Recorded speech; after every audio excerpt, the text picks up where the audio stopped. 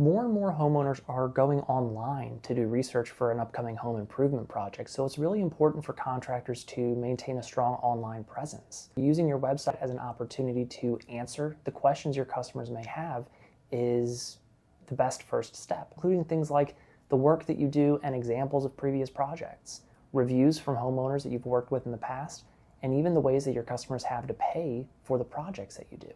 If you do have financing, you can actually include a link to the application on your website. That will allow them to find out in minutes if they've been approved. And that can save your team time on the phone, stops your customer from shopping around, and it can be the difference in closing the sale.